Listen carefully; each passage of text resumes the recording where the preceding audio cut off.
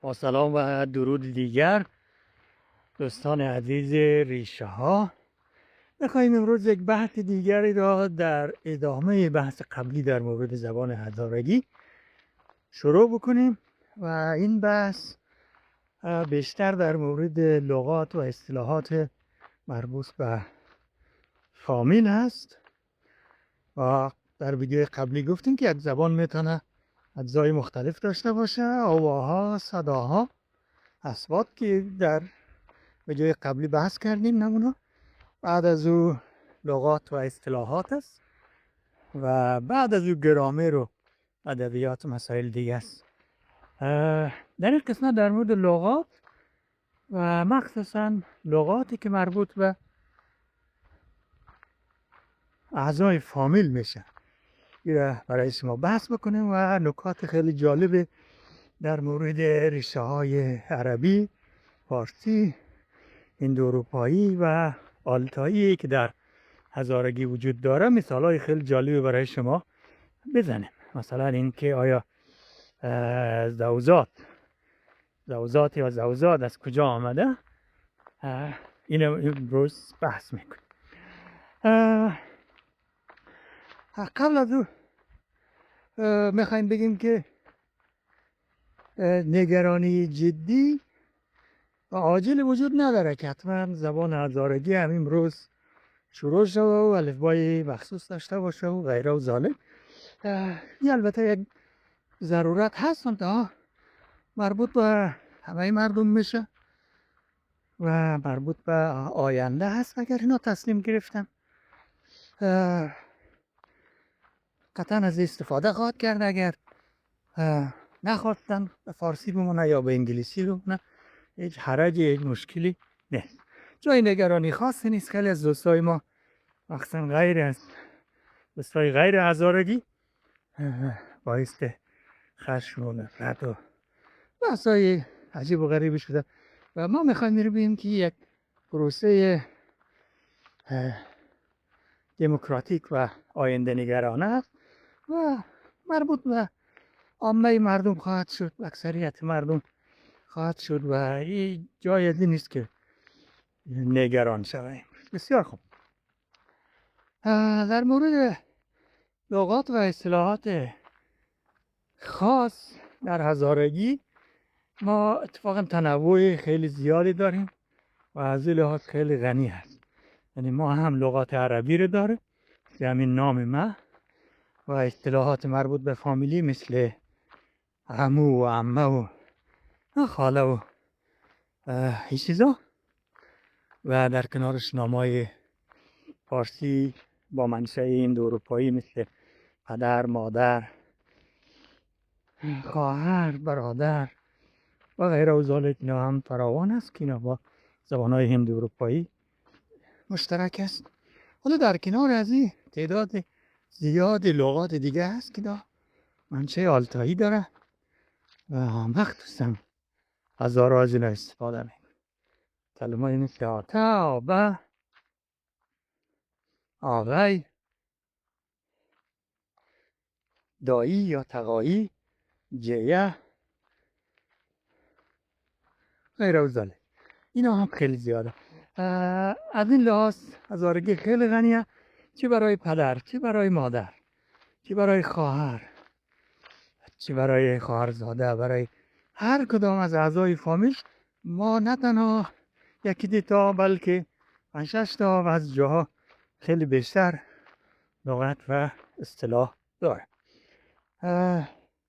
لغت عربی را که واضح هست منشأ دینی و مذهبی هست و این بر اساس همون تعلیم مذهبی، بر اساس سواد قرآنی، نماز و ارادتی که مردم دارن به این مذهب و مخصوصا بخش شیعی ما که اکثرا نامای ما نامای اماما و نامای عربی مربوط به اماما و بزرگان عربی است. این هم هیچ مشکل نیست. بخش از تاریخ و فرهنگ ما. بخش فارسیش هم خیلی واضحه. اکثریت لغات ما، اصطلاحات ما فارسی هستی هم خیلی واضحه و این چیزی نیست که ما بخوایم اینا را حذف کنیم یا جایگزین بکنیم. نه، در کنار همینا خواهد بود و از و ضرورت مردم از اینا استفاده. فقط در مورد عربی فقط عمو و عمه اینا نیست. مثلا در هزارجات مخصوصا در دایزنگی خیلی از مردم به پدرشون آبه میگن، در حالی که بقیه و قبایل هزاره اغلب پدرش آتا میگه و به مادرش آبه. این یک نگاهی بنداز.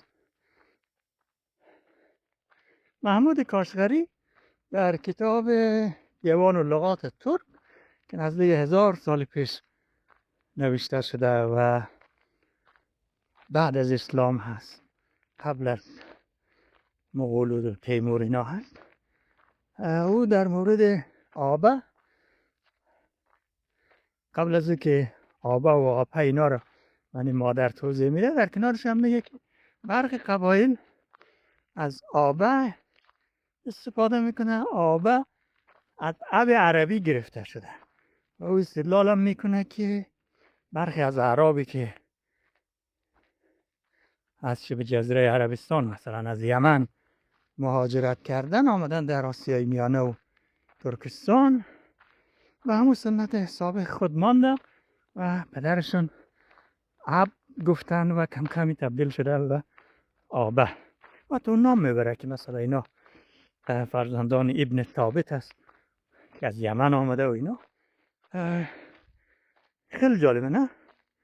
پس ما هم البته تحقیق کردیم در زبانهای دیگه که غیر از نمی آب عربی جای دیگه ما ندیدیم که زبانهای ترکی و آلتایی یا زبانهای هند اروپایی به پدرشون آب یا آبه بگن. بسیار. اما آبه به معنی مادر هی یک چیز فراگیره در زبانهای ترکی که اینا البته با هم دیگه تبدیل میشه. آبه داریم، آنه داریم، آپه داریم در زبانهای مختلف آلتایی. بسیار خوب.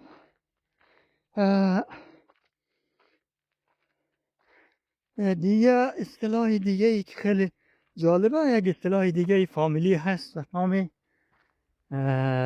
زوزات یا زوزات. گیر یک داستان بهش ما تعریف کنم. در کابل یک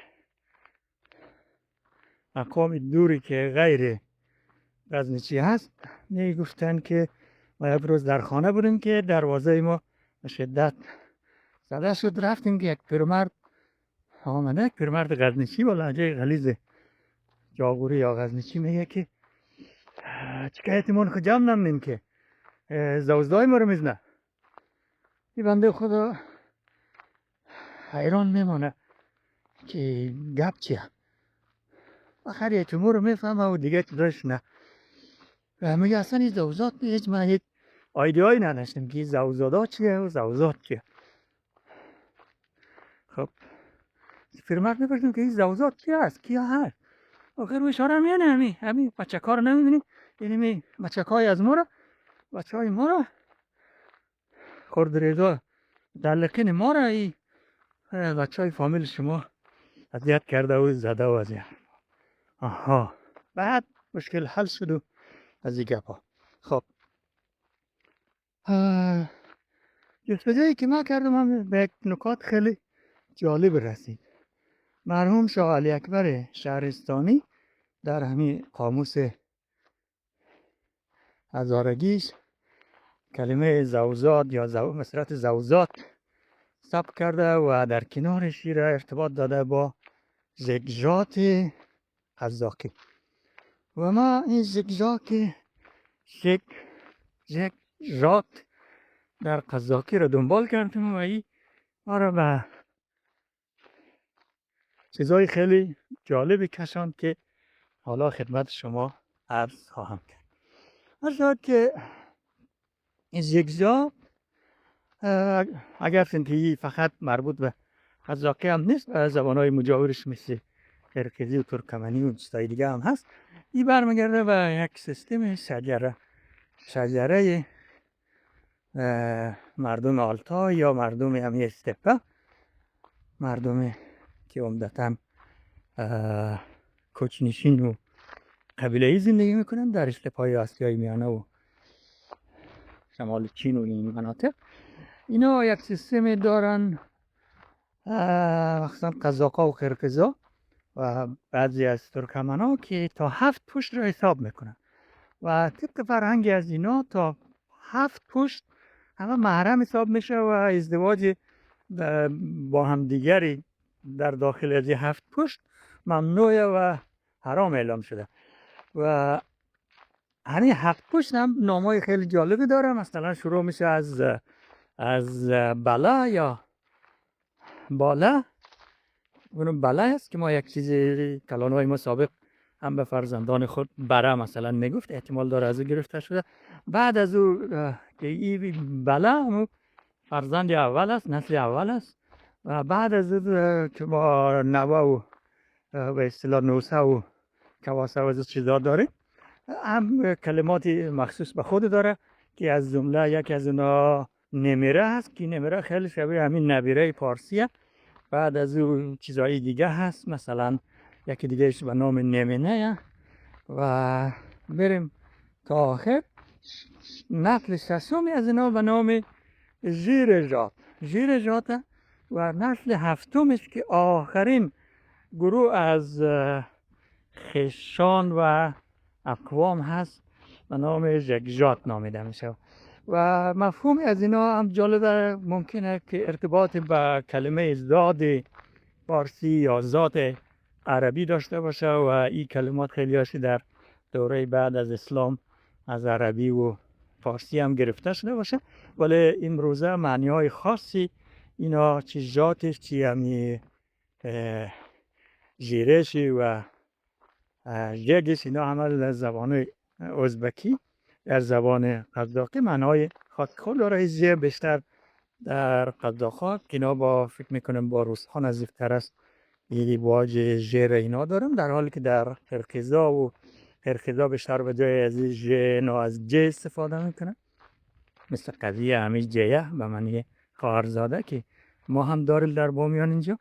اینا را جین، قرقیزا جین میگه، اینا ژین میگه. و ترکمن‌ها مثلا از یه استفاده میکنه، یعنی ای ج و ژ و ی با هم دیگه قابل تبدیل است در این قبایل. خب این 7 پشت که اتفاقا ما همی را داریم، در گذشته خیلی محکم داشتیم. البته ما این مدل نشیدیم که ازدواج تا 7 پشت ممنوعه، اما این را داشتیم و ما هم شجره مخصوص داشتیم و این که خیلی کلانای ما تاکید میکرد حتما باید 7 پشت خود را شما باید بلد باشین و همیشه یک شجره در بین فامیل بود و ما هم را داریم. دلیلش میتونه اینجا باشه که اینا با هم دیگه ارتباطاتی وجود داشت و این قضیه 7 پشت و پشتنامه برمیگرده به خیلی گذشته و از نظر اجتماعی و سیاسی هم این پشتنامه ها خیلی مهمه. دلیلش همینه که وقتی که تا 7 پشت ازدواج در بین خیشان ممنوع باشه باید از بیگانه ها بگیری و یه خیلی مرسوم است و در جامعه که قبیله‌ای هست این خیلی مرسومه. از اون طرف به اصطلاح برای ازدواج دختر گرفتن باید از قبیله دیگه باشه و دخترای خود بده و بیگانه ها و این خیلی مرسوم بوده و هست که از نظر ژنتیکی هم خیلی جالبه و باعث بین رفتن بیماری های ژنتیکی میشه و از طرف باعث تنوع ژنتیکی میشه که بقای قبایل برمیداره، ولی اصل نزی بر اساس مسائل اجتماعی و اقتصادی هست.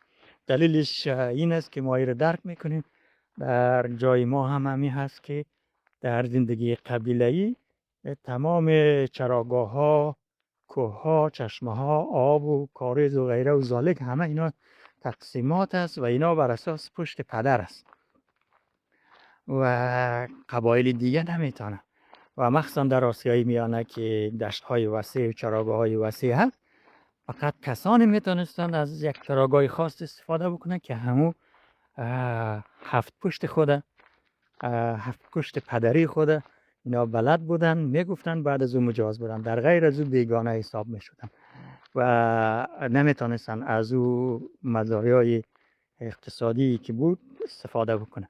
بنابراین این ما هم به نحوی از آنها داریم در مورد زمین ها و مخصوصا کوه ها و پشته ها را علفزارها و چراگاه ها بودن. کاملا همین تقسیمات در جای ما هم وجود داره که هر طایفه همون پشته های مخصوص خود داره و دیگرها به این شریک نیست.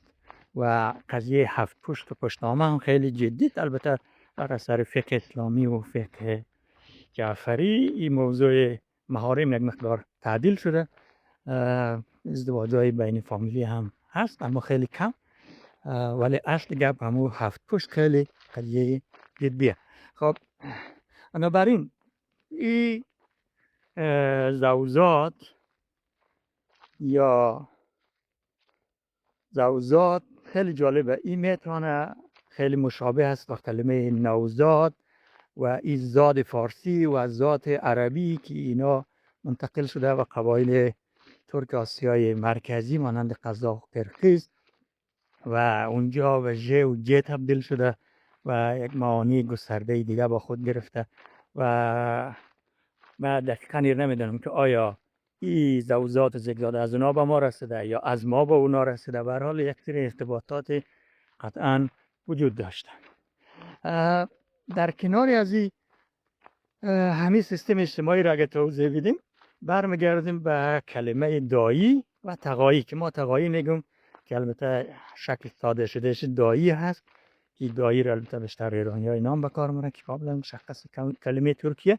البته ما از کلمه ماما و چیزای دیگه هم استفاده میشه و کلمه نغچی هم بعضی جا استفاده میشه. البته یعنی ماما نه، بلکه همین خویشاوندان مادری مثل خاله و قومای مادری و در خاله و اینا هم نغچی استفاده میشه که اتفاقا قزاق‌ها داره و نام نغاشی اونا تلفظ میکنه.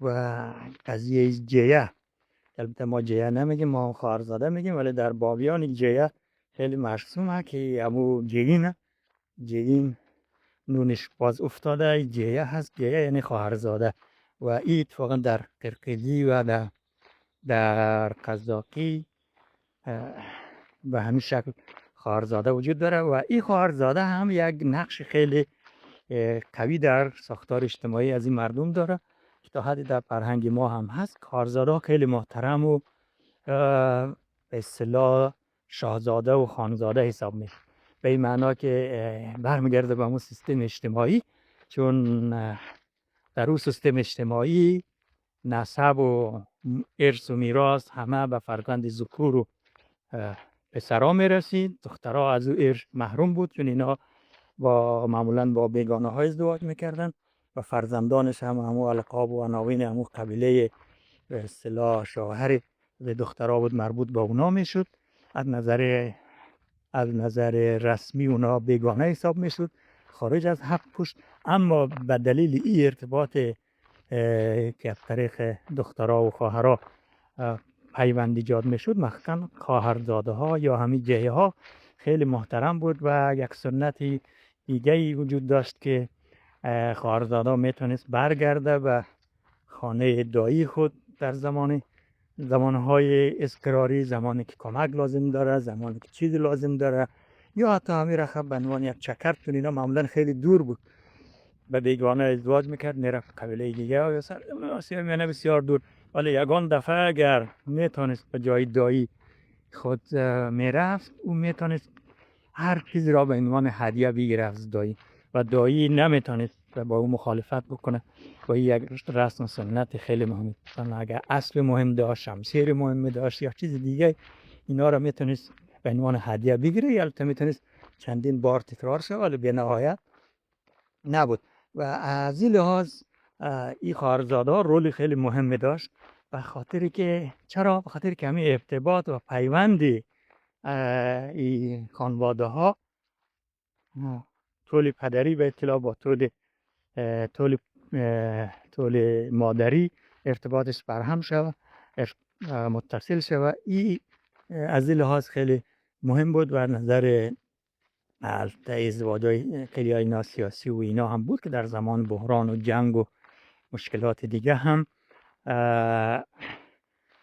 به هر حال دایی یکی از پشتیبان‌های اصلی خواهرزاده بود و خواهرزاده ها هم برای حمایت دایی خود می آمدن. به هر حال و همین هست که ما در منطقه خود یک سیستمی اگرچه که کاملا با اون مدل قزاق‌ها داره که اونا دستش باز بودن و دارا بودن، مردم ما با او سیستم نیست، ولی یک چیزی کوشک ما یک سیستم داریم به نام دایک که احتمالاً همی حق که خواهرزاده داره به نام جندیک یا جنلیک و ژینلیک قزاق‌ها و اینا میگن.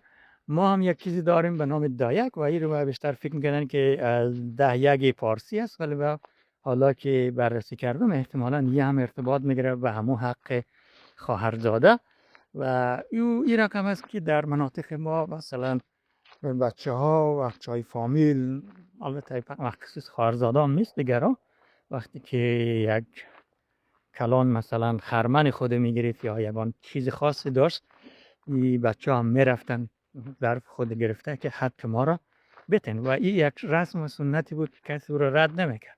هر کس به اندازهش یک مقداری به هر حال کاسه از اینا رو هم پر میکرد از اون محصولاتی که داشت.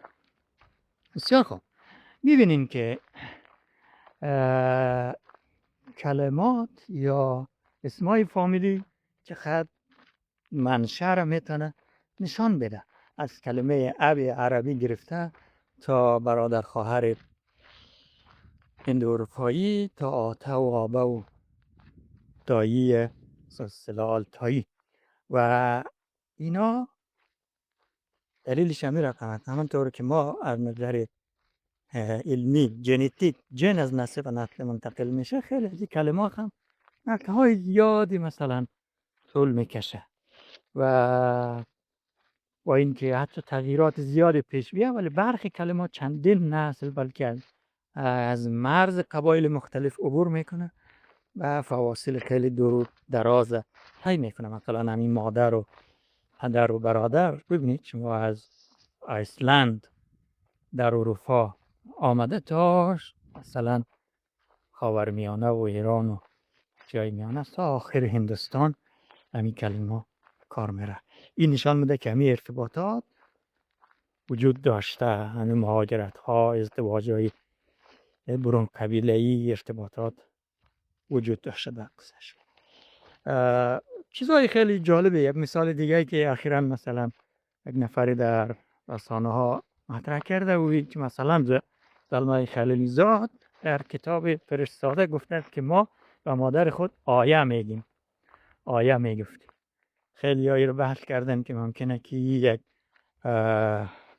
باز ریشه‌ای داشته باشه به ترکا و مخصوصا به هزارا. تغییر ما کاملا دلیلش نمیدونم، میتونه باشه میتونه نباشه، چون زلمه خلیلزاد ما میدونیم که پدر و مادرش لغمانی بودن. در لغمان ما میدونیم که هزارا هم هست، قبایل که اصالتا ترک بوده که حالا به عنوان تاجیک و پشتون حساب میشه هم حضور دارن و غیر از که خود زلمه خلیلزاد اگر از اونجا نباشه متولد مزار شریف است، در بزرگ شده مزار است. در مزار هم ازبکا و هزارا هم از کلمه آیه به معنی مادر بزرگ، مادر و یک لقب احترام آمیز برای خانم ها، چون آیه از آی گرفته شده. آی مثل آی خانم شنیدین نه؟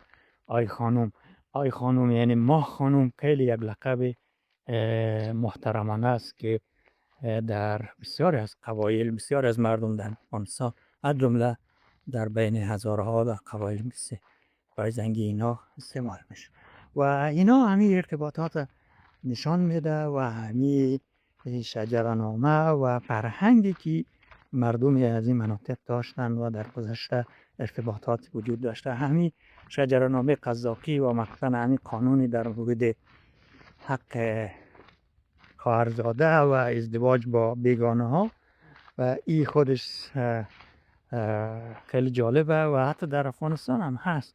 خیلی از قبایل با هم جنگ و کشت و خون داشتن و دارن، ولی در نهایت با هم صلح میکنن و با دادن دختر و گرفتن دختر و یک صلح و ارتباطات قومی و خیشی منجر میشه. پس ببینین که هزارگی مانند یک موزیم یا یک دیگ سربسته از لغات مختلف، فرهنگ‌ها و زبان‌های مختلف است و ما در بحث‌های آینده در این مورد هم خواهیم پرداخت که چرا واقعا این همه لغات عجیب و غریب و زبان‌های مختلف میتونه در هزارگی باشه و یه جای بررسی داره. و تا او وقتا ما شما باز هم میخواییم که اگر این ویدیوها را دوست دارین برای ما نظر بنویسین، بحث بکنین، البته به صورت محترمانه و درست، و از ما حمایت بکنین تا ما دلگرم شویم این بحث ها را بیشتر ادامه بدیم.